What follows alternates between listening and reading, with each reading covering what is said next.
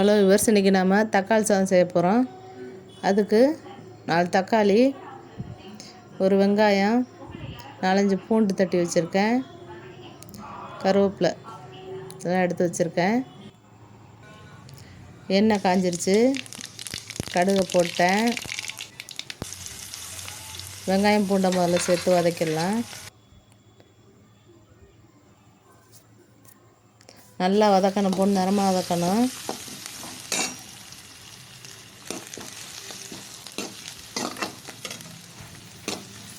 நல்லா வதக்கினதுக்கப்புறம் தக்காளியை சேர்த்துக்கலாம்.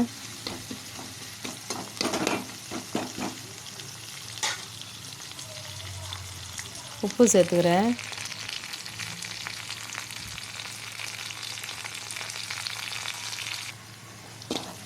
பாருங்க, நல்லா வதங்கிடுச்சு.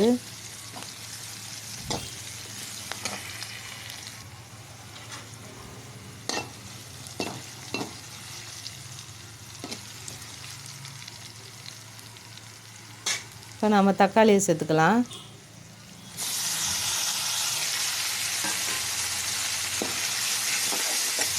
அதையும் சேர்த்து நல்லா வதக்கணும்.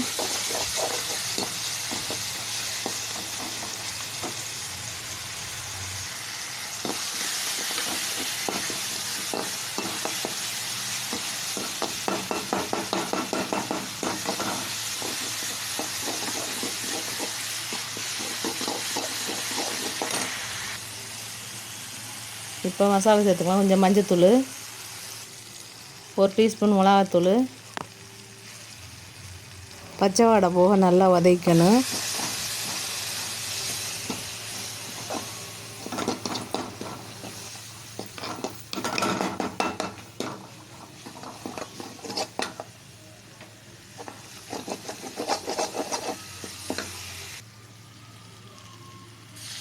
இப்போ தண்ணி சேர்த்துக்கிறேன்.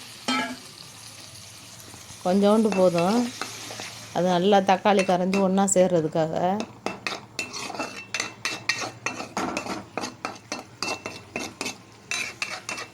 ஒரு 5 நிமிஷம் நல்லா கொதிக்கட்டும், அப்போ தான் நல்லாயிருக்கும்.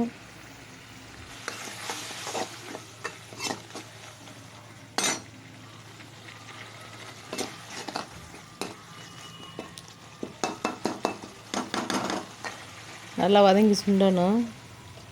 கொஞ்ச நேரம் மூடி வைக்கலாம்.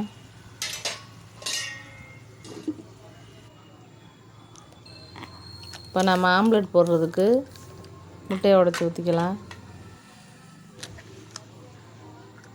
தக்காளி சாதத்துக்கு சைட் டிஷ்ஷுக்கு ஆம்லெட் போட போகிறேன். வெங்காயம், காஞ்ச மிளகா, கருவேப்பிலை, உப்பு எல்லாம் போட்டேன். அடித்து வச்சுக்கலாம். சாதம் கிளறிக்கிட்டு அப்புறமா லாஸ்ட்டாக ஆம்லெட் ஊற்றிக்கலாம். பாருங்கள், ரெடி ஆயிடுச்சு. நல்லா சுண்டி வந்துருச்சு. 2-3 பேருக்கு போடுறாப்புல நான் போட்டு வச்சுருக்கேன் மசாலா. 2-3 பேருக்கு கிளறலாம் சாதம். இதை கொஞ்சம் எடுத்து வச்சுட்டு ஒரு ஆளுக்கு மட்டும் தான் கிண்டி கொடுக்க போகிறேன், என் பையனுக்கு மட்டும். அதனால் எடுத்து வைக்க போகிறேன். போதும், இந்த மசாலா போதும். இதிலே போட்டு சாதத்தை போட்டு கிளறிடலாம்.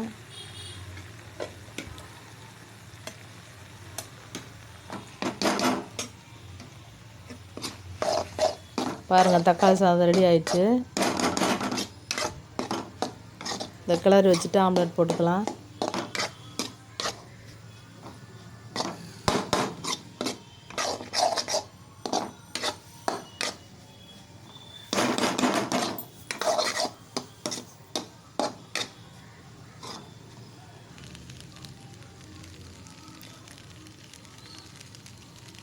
ரெடி பண்ணிட்டேன். கல் காஞ்சிருச்சு. இப்போ ஆம்லெட்டை போட்டுக்கலாம்.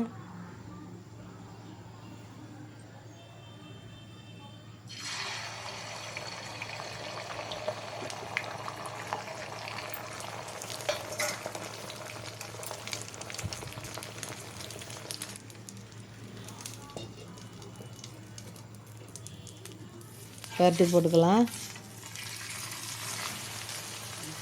ரெடி ஆயிடுச்சு ஆம்லெட்டு. தக்காளி சாதம் ரெடி ஆயிடுச்சு, ஆம்லெட்டும் ரெடி ஆயிடுச்சு.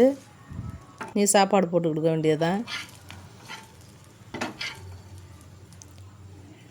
இந்த வீடியோலாம் பிடிச்சிருந்தா லைக் பண்ணுங்கள், ஷேர் பண்ணுங்கள், கமெண்ட் பண்ணுங்கள், மறக்காமல் சப்ஸ்கிரைப் பண்ணுங்கள். சுவையான தக்காளி சாதம் ரெடி. நீங்களும் உங்கள் வீட்டில் ட்ரை பண்ணி பாருங்கள், செஞ்சு சாப்பிடுங்க,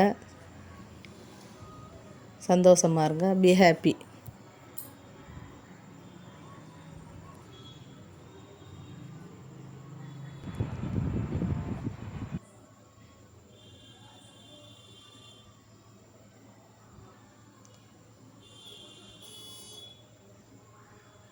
பாய்.